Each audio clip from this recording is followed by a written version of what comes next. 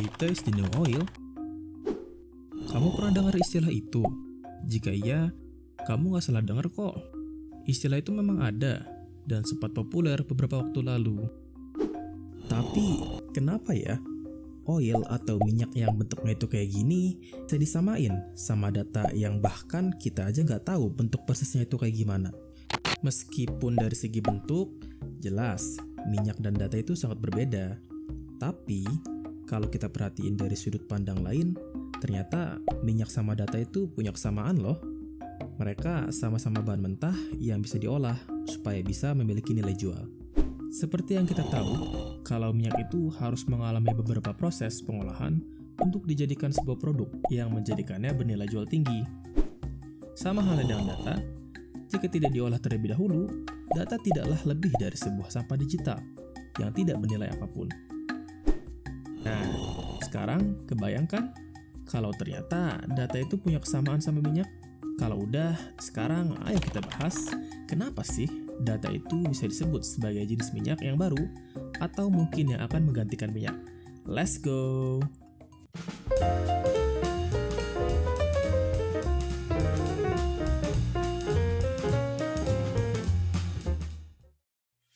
Jadi, apa itu data? Data adalah sebuah atau kumpulan fakta yang masih mentah. Nah, dari kumpulan fakta itu, kalau kita olah, maka akan menjadi sebuah informasi yang bisa memiliki nilai tertentu. Sebelumnya, kita sudah tahu kalau minyak dan data itu punya satu kesamaan, yaitu harus diolah dulu baru memiliki nilai. Tapi kalian tahu nggak siapa sih yang membuat istilah kalau minyak itu sama kayak data? Jadi, istilah data is the new oil pertama kali muncul pada tahun 2006 oleh Cliff Hamby, seorang matematikawan asal Inggris. Kemudian, The Economics mempopulerkan kembali istilah ini pada majalah mereka pada tahun 2017, yang akhirnya membuat istilah ini kita kenal sekarang. Nah, untuk bentuk dari data itu sendiri sangat beragam, mulai dari kolom dan baris Excel yang mungkin kalian bayangkan, hingga teks atau gambar-gambar yang bisa kita lihat di sekitar kita. Jumlah semua data sekarang itu sekitar 175 zettabyte, dan menurut seorang data jurnalis bernama Martin Armstrong, pada tahun 2035 data akan bertambah sebanyak 1100% menjadi 2142 zettabyte, yang berarti data itu akan selalu bertambah seiring dengan berjalannya waktu. Sekarang, ayo kita bahas, seberharga apa sih data itu sampai-sampai disebut sebagai the new oil? Seperti yang kita sudah bahas tadi, data mentah itu tidaklah lebih dari sampah digital yang hanya memenuhi kapasitas memori kita. Data akan menjadi informasi berharga jika kita olah dan tampilkan dalam sebuah representasi baru, misalnya dalam bentuk chart, bisa line chart, pie chart, atau mungkin lebih lagi dalam bentuk dashboard interaktif. Nah, sekarang kita akan praktik untuk memperlihatkan bahwa data berupa kolom-kolom Excel ini bisa menjadi sangat bernilai jika kita olah dengan baik.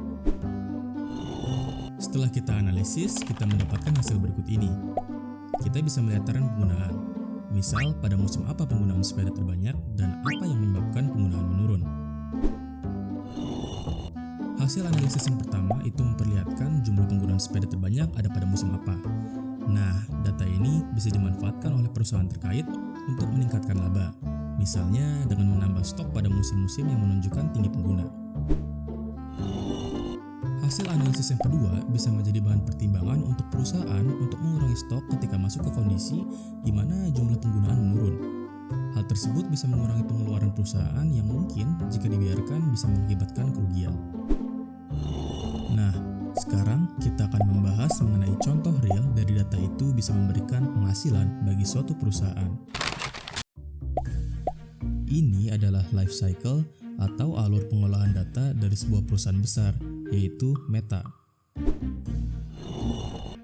Nah, dari data pengguna yang dikumpulkan, Meta melakukan analisis untuk mencari insight dari data tersebut. Dalam laporan tahunan resmi mereka, disebutkan bahwa Meta menggunakan data pengguna untuk dijadikan sebagai bahan rekomendasi iklan. Output dari pengolahan ini yaitu yang biasa sering kita lihat di Instagram atau Facebook. Muncul iklan suatu produk yang kebetulan saat itu juga ingin kita beli. Masih dari laporan resmi, mereka menuliskan salah satu pendapatan terbesar mereka berasal dari iklan ini. Maka dari itu, data khususnya dalam suatu perusahaan itu sangatlah berharga, karena pastinya akan sangat berguna sebagai analisis strategis untuk pengambilan keputusan. Setelah kita bahas tadi, sekarang kebayang gak sih kalau misalnya data berharga itu dicuri atau terjadi kebocoran data? Kebocoran data bisa terjadi dengan atau tanpa kita ketahui, karena bisa saja ada orang yang menyusup ke dalam ruang lingkup data kita tanpa terdeteksi. Selain di kilang minyak yang tidak dijaga dengan baik, bisa terjadi kecelakaan yang sangat berbahaya. Data juga bisa sangat berbahaya, namun bukan seperti minyak yang mungkin bisa menyebabkan ledakan. Data bisa membuat sebuah kerugian, khususnya dalam bentuk keuangan. Menurut laporan dari IBM Bridge Data, organisasi yang menerapkan AI dan otomatisasi secara ekstensif mencatat biaya kebocoran data mencapai 3,84 juta US$. Biaya ini dipicu oleh meningkatnya biaya kehilangan bisnis seperti downtime operasional dan penurunan pelanggan, serta biaya tanggapan pasca insiden seperti biaya staf pelayanan pelanggan dan denda regulasi.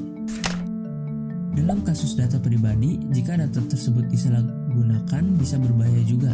Contoh kasus paling simpelnya, jika data KTP disalahgunakan bisa dijadikan bahan untuk pinjol yang tentunya uang tersebut tidak akan masuk untuk kita, melainkan untuk si hacker tadi. Setelah penjelasan tadi, kita semua jadi kebayang kan seberapa berharganya data itu. Jika dimanfaatkan dengan baik, bisa sangat berguna. Namun, jika tidak dijaga bisa menyebabkan kerugian. Sekarang, mari kita jaga data yang kita miliki, baik itu data besar dalam sebuah perusahaan ataupun data kecil seperti data pribadi yang kita miliki. Nah, jadi sekarang kesimpulannya, apakah data is the new oil? Menurut kami, iya, tapi dalam bentuk yang lain. Data memang memiliki kemiripan dengan minyak, namun tidak akan pernah bisa menggantikan peran minyak, melainkan akan menjadi komoditas berharga lain seperti minyak, tentunya dalam ruang lingkup yang berbeda ya. Jadi, itulah penjelasan tentang data is the new oil.